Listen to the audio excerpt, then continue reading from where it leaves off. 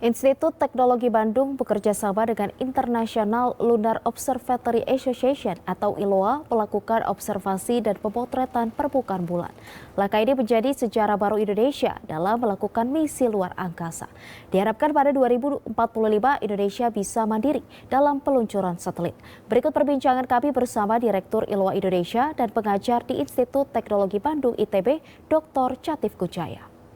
Kita mungkin akan membahas dan berbincang sedikit nih Prof mengenai misi angkasa luar ya dari ILOA. Mungkin bersama juga dengan salah satu universitas di Indonesia yaitu ITB begitu Prof. Nah mungkin sebelum lebih dalam lagi nih Prof, pertanyaannya bisa diceritakan mungkin misi luar angkasa ILOA ini sendiri sebenarnya bagaimana sih Prof? Kemudian mungkin terkait dengan kerjasama bersama dengan salah satu universitas di Indonesia juga seperti apa, bisa diceritakan sedikit Prof?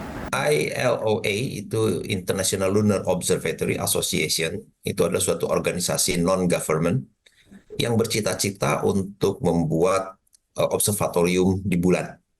Itu cita-citanya jangka panjang, gitu ya. Dan ILOA ini mengajak berbagai negara, negara-negara Asia Tenggara juga diajak, termasuk Indonesia. Jadi Indonesia mulai ikut dalam kegiatan-kegiatan persiapannya itu sejak tahun 2012 ya.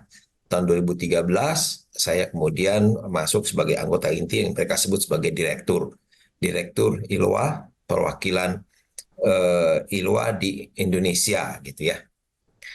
Nah, dalam rangka cita-cita untuk membuat observatorium itu ada beberapa tahap. Yang pertama, tahap peluncuran misi ILOX. Ya, misi ILOX ini hanya sebuah berupa kamera, dua buah kamera kecil untuk mentes sistem pengamatan astronomi di bulan untuk nanti pada misi-misi utama. Misi utamanya itu adalah ILO 1, ILO 2, dan Human Service Mission. Ya. Nah, untuk pengiriman yang pertama, ILOX ini, misi ILOX itu ditumpangkan ke misi Odysseus. Misi Odysseus ini adalah sebuah misi yang dikepalai oleh Intuitive Machines, sebuah perusahaan dari Houston. Nah, di dalam misi Odysseus ini ada 12. Ada 12 payload, ada 12 misi, gitu ya. 6 diantaranya misi NASA, pemerintah Amerika. 6 yang lain itu adalah misi-misi yang swasta. Nah, ILOA itu adalah salah satu dari misi swasta itu. Gitu. Nah, jadi Indonesia diajak untuk ikut serta dalam misi-misi yang utama nantinya. Diharapkan Indonesia bisa ikut dalam ikut serta bukan hanya penyumbangan pikiran, tapi juga kerja teknologi, produk, payload gitu ya ke depan. Nah, di sini yang mewakili Indonesia itu adalah ITB. Ya, saya sebagai dosen ITB, saya mewakili ITB di ILOA. Nah ini kan mungkin bisa dibilang sebagai misi besar juga Pak, misi besar bagi bangsa Indonesia begitu. Bagaimana sih sebenarnya peran Indonesia sendiri dalam misi ini Pak? Mungkin bisa diceritakan. Sampai saat ini Indonesia masih ikut serta dalam penyumbangan pikiran. Jadi saya sebagai Direktur ILOA rutin setiap tahun ada 4-6 kali rapat lewat Zoom, atau saya juga sudah beberapa kali pergi ke Hawaii ke kantor pusatnya ILOA di sana. Jadi karena Indonesia belum berkontribusi dalam dana, belum berkontribusi dalam teknologi gitu ya. Jadi baru saya sendiri yang menyumbangkan pemikiran-pemikiran untuk program-program ILOA ini. Tapi di masa depan harapannya Indonesia bisa ikut serta lebih dalam lagi dengan berkontribusi dana dan juga berkontribusi dalam teknologi, pengembangan alat, dan sebagainya. Oke.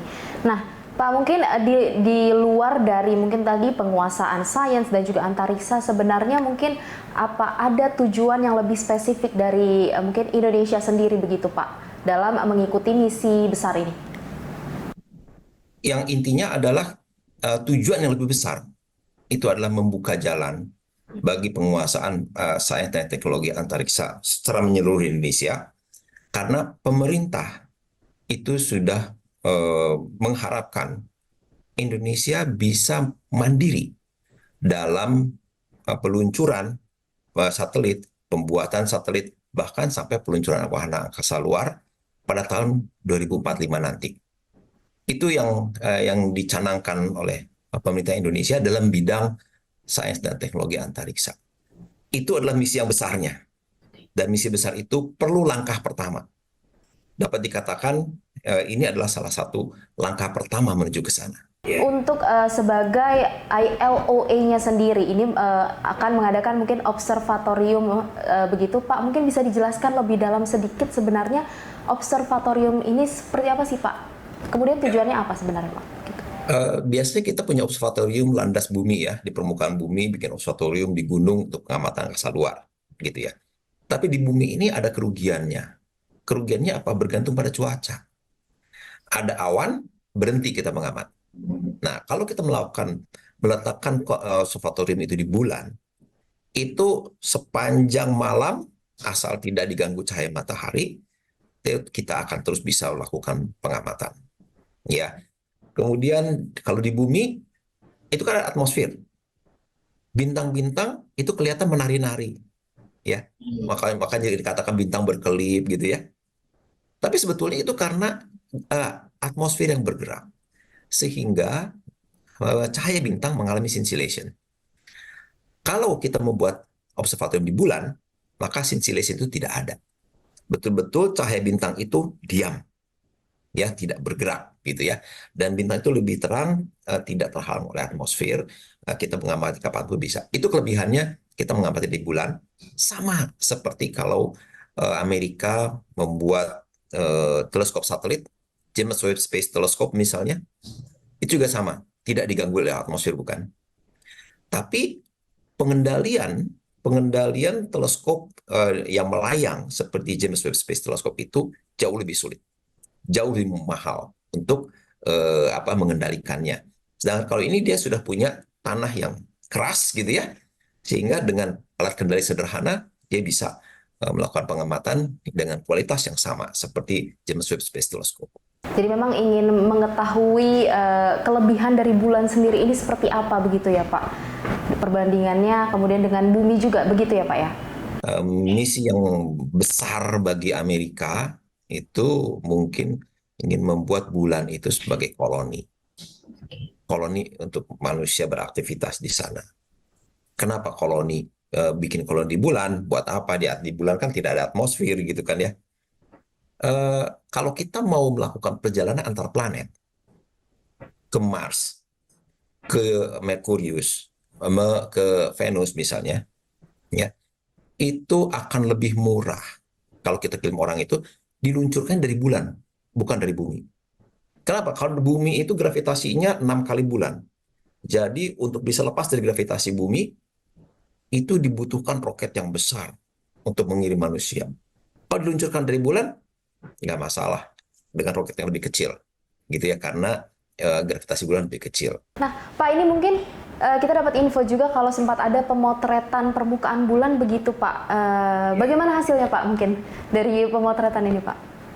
Khusus dalam misi Odysseus ini, dalam perjalanan menuju ke bulan, kameranya itu sudah bisa memotret permukaan bulan. Disisir gitu ya. Disisir permukaan bulannya itu dengan cukup teliti sehingga bisa dipetakan bagian-bagian yang dilalui oleh misi Odysseus ini. Ya, dengan begitu juga itu akan memberikan satu informasi baru saya kira tentang permukaan bulan. Pak Kun, mungkin sekian perbincangan kita kali ini, Pak. Sekali lagi terima kasih sudah meluangkan waktu.